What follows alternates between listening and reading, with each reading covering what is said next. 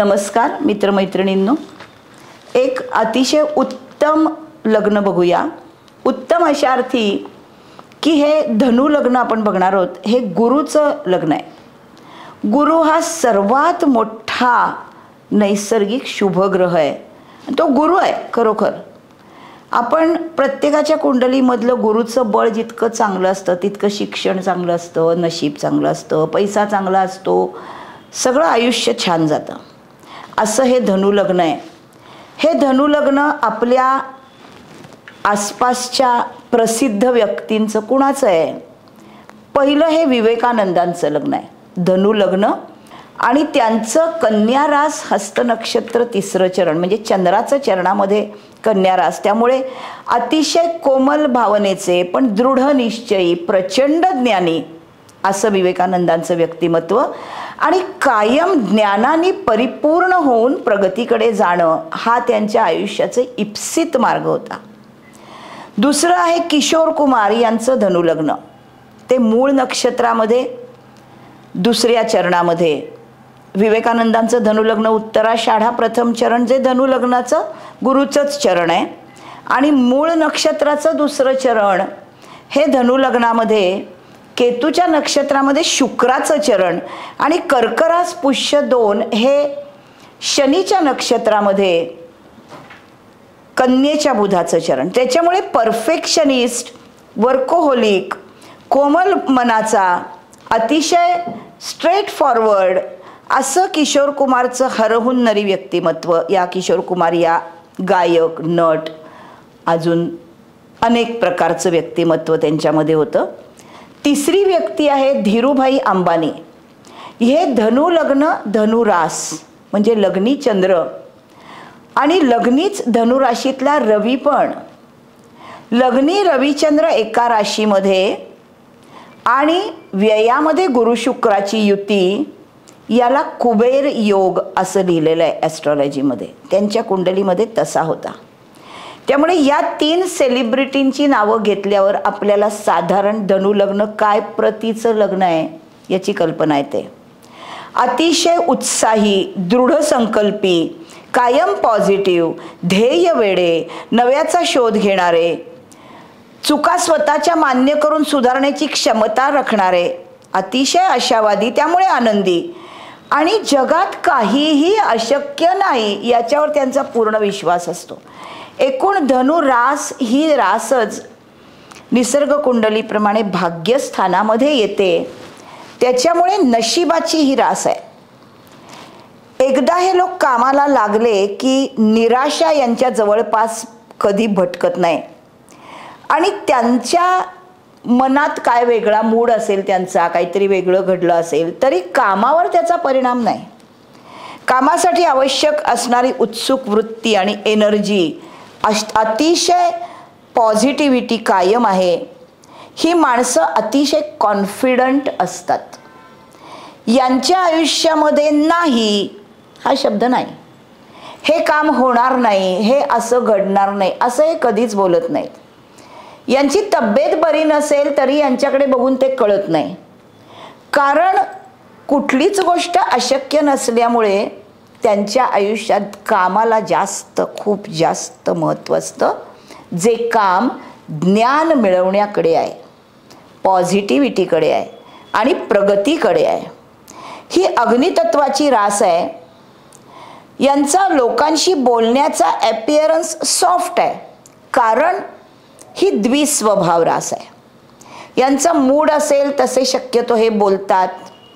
काही वेळेला धनु लग्नाबद्दल थोडासा असा गैरसमज असतो की हे अतिच एककल्ली आहेत. याच्या मागे कारण असं आहे की धनु राशीचं जे चिन्ह आहे ते घोड्याचं शरीर म्हणजे घोड्याची ताकद आणि त्याच्यावर बसलेला एक क्षत्रिय ज्याच्या हातामध्ये धनुष्य प्रत्यंच्या लावून ताणून धरलेला आहे, बाण सोडलेला नाही फक्त. म्हणजे क्षत्रिय वर्णाचीच ही रास आहे. कधीही प्रतिकाराला तयार आहे. पण आपणहून भांडणारी हा मंगळ नव्हे, हा गुरु आहे. धनु लग्नाचा स्वामी हा गुरु आहे. धनु ही अग्नितत्वाची रास धर्मत्रिकोणातली रास, द्विस्वभाव रास, निसर्ग कुंडलीप्रमाणे भाग्यस्थानामधली रास, क्षत्रिय वर्णाची रास, गुरुची ही मूल त्रिकोण रास. त्याच्यामुळे यांच्याकडे प्रचंड एनर्जी आहे आणि दुसऱ्या माणसाला संपादून घेण्याची कला आहे, कारण हे लोक प्रचंड ज्ञानी असतात आणि ह्या ज्ञानाचा उपयोग माणसाला प्रगतीकडे जाण्यासाठी झाला पाहिजे. कारण गुरु हा आकाश तत्वाचा स्वामी आहे. आकाश ज्याला एंड नाही, तो अग्नी तत्वाचा ग्रह नाही आहे. गुरु हा आकाश तत्वाचा ग्रह आहे आणि ज्ञानाचा कारक आहे. त्याच्यामुळे ज्ञान ही गोष्ट अशी आहे जिला एंड नाही. धनुराशीच्या धनुलग्नाच्या लोकांना ज्ञान मिळवण्याची खूप प्रचंड पिपासा असते. दुसऱ्याला एनकरेज हे करू शकतात. खूप प्रवासही यांना आवडतो, कारण ही भाग्यस्थानामधली रास आहे. त्याच्यामुळे आणि त्याच्यामध्ये येणारी जी नक्षत्र आहेत ही केतू, शुक्र आणि रवी. शुक्र हा चतुष्पाद नक्षत्र आहे. पूर्वाषाढा हे शुक्राचं नक्षत्र आणि त्याचे चरण अनुक्रमे 5, 6, 7, 8 राशींचे स्वामी. म्हणजे सिंह रास, कन्या राशीचा बुध, तुळ राशीचा शुक्र आणि वृश्चिक राशीचा मंगळ. त्यामुळे हे अतिशय हरहुन्नरी, अतिशय कलावान, अतिशय सरकारी कामामध्ये वाकबगार आणि स्ट्रेट फॉरवर्ड गूढ ज्ञानाकडे जाणारे असं सगळंच व्यक्तिमत्व या पूर्वाषाढामध्ये आहे. मूळ नक्षत्र पण चतुष्पाद आहे. मूळ म्हणजे मुळातलं ज्ञान. इथे मेषेचा मंगळ, वृषभेचा शुक्र, मिथुनेचा बुध, कर्केचा चंद्र. त्याच्यामुळे स्ट्रेट फॉरवर्ड आहेत, प्रचंड ज्ञानामध्ये आणि हिलिंगमध्ये हे पुढे आहेत. नातेसंबंध यांना हवेत, कौटुंबिक नात्यात हे रमणारे आहेत आणि तरीसुद्धा चतुर्थ चरणामध्ये हे प्रचंड भावनाप्रधान आई आहेत. गुरुला माऊली म्हणतात. त्यामुळे हे गुरु हा माऊलीसारखा म्हणजे फॉरगेट अँड फॉरगिव्ह अशी पॉलिसी ठेवणार आहे. हा शिक्षा देणारा मंगळ नव्हे, वठणीवर आणणारा शनी नव्हे, लोकांसमोर नाचणारा, लोकांनी टाळ्या वाजवा म्हणणारा रवी नव्हे, किंवा ज्याच्याबरोबर जाईल तसा होणारा बुध पण नव्हे. हा गुरु आहे. हा सर्वात मोठा शुभग्रह आहे आणि हा संपूर्णपणे उदित गोलार्धाचा स्वामी असलेला गुरु या धनु लग्नाचा स्वामी आहे. त्याच्यामुळे या माणसांना धार्मिक गोष्टी, ज्ञान हे सगळं हवं असतं. अर्थातच ही रास अनुदित गोलार्धाच्या बाहेरची, उदित गोलार्धातली रास असल्यामुळे मटेरियल लाईफमध्ये फारशी गुंतवणूक यांची नसते. यांना धनस्थान आणि पंचमस्थान ही अनुदित गोलार्धातली स्थानं यांची कारक स्थान आहेत. त्यामुळे शिक्षण आणि कुटुंब, तिथली नाती याच्यामध्ये हे अग्रेसर असतात. पण कर्क राशीसारखी भावनिक गुंतवणूक या गुरुची नसते. स्पर्धा यांना आवडते. मेष, सिंह, धनु या तिन्ही अग्नितत्वाच्या राशी आहेत. यांना तिघांना स्पर्धा आवडते. मेष राशीला स्पर्धा आवडते कारण ती लीडरशिपची रास आहे, मी जिंकणार म्हणून आवडते. सिंह राशीला स्पर्धा आवडते कारण त्याच्यात माझ्याशिवाय कोण जिंकणार, मी राजा आहे, त्यांना माहीत आहे. लोकांच्यासाठी त्यांना स्पर्धा आवडते की लोकांनी आपल्याशी स्पर्धा करावी आणि आपण मोठे हे परत सिद्ध करावं. धनुराशीला स्पर्धा आवडते, ही सगळ्यांची मिळून ज्ञानाने सर्वांगीण उन्नती आणि प्रगतीकडे जावं म्हणून धनुराशीला स्पर्धा आवडते. या स्पर्धेत जिंकण्यापेक्षा स्वतः सर्वांची प्रगती होणं हे त्यांना जास्त महत्त्वाचं असतं. हे सरकारी कामामध्ये चांगले असतात, तसंच आर्ट्स आणि सायन्समध्येही चांगले असतात, कारण गुरु ज्ञानाचा कारक आहे.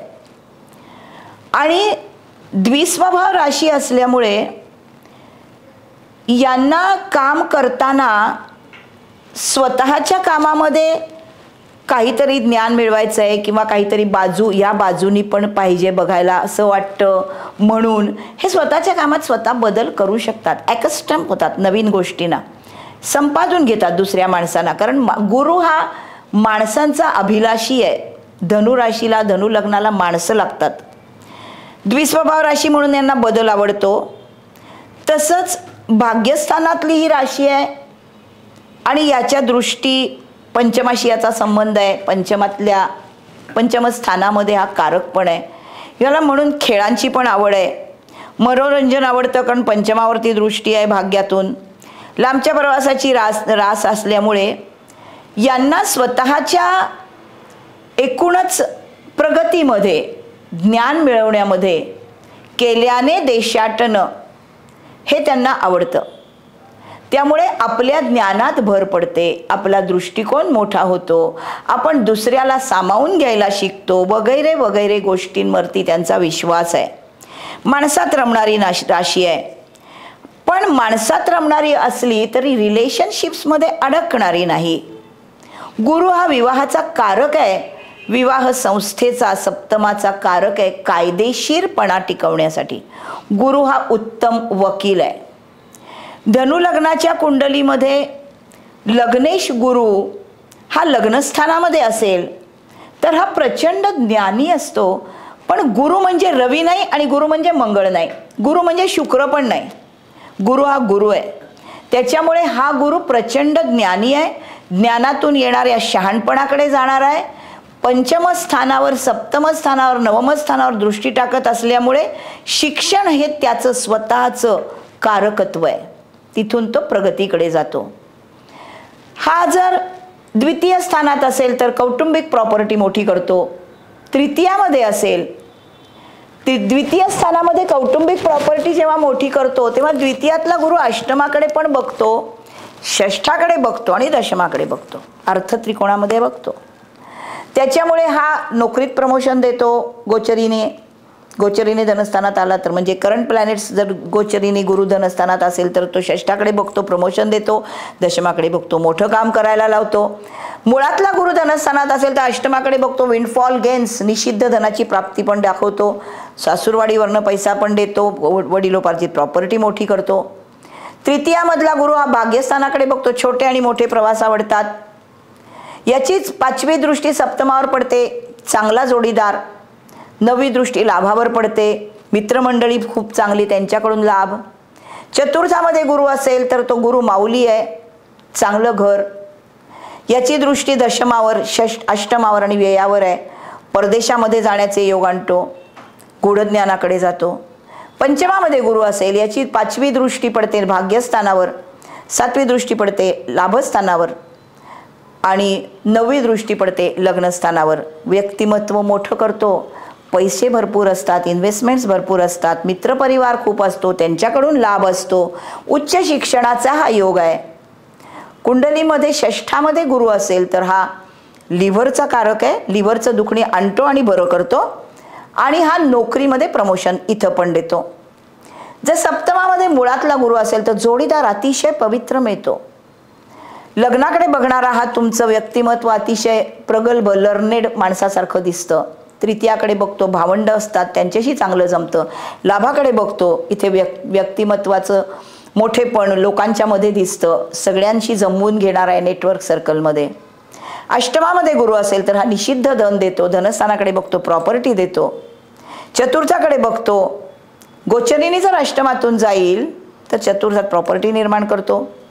हा व्ययाकडे बघतो, हा लांबचे प्रवास घडवतो, परदेशी प्रवास घडवतो. प्रीस्ट असू शकतो माणूस. भाग्यामध्ये गुरु असेल तर वडिलांचे संस्कार उत्तम असतात, हे त्याचं स्वतःचं स्थान आहे.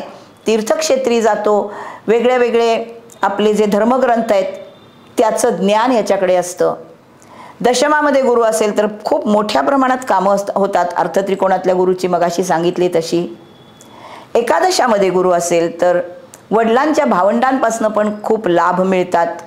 नेटवर्क सर्कल, मित्रमंडळींचं सर्कल खूप मोठं असतं कारण गुरु प्रसरणाचा कारक आहे. आणि व्ययामध्ये गुरु असेल तर तो मीन राशीत स्वतःच्या स्थानामध्ये आहे, हा स्वतःची ओळख करण्याकडे जातो. एकूण गुरु कुठल्याही स्थानामध्ये माणसाला निराश करत नाही, कारण गुरु हा सर्वात मोठा शुभ ग्रह आहे. धनु लग्न असणाऱ्या व्यक्ती या जगात प्रसिद्ध होतात. आपण बघितले 3 लोक जे जगप्रसिद्ध आहेत. आणि एकूणच आयुष्यामध्ये खूप प्रगल्भता, ज्ञानीपणा मिळवतात, प्रोव्हाइडेड कुंडलीतला गुरु उत्तम असला पाहिजे. आपल्या लग्न कुंडलीमधला लग्नेश कुंडलीमध्ये उत्तम आहे असंच गृहीत धरून आपण लग्न शिकलोय.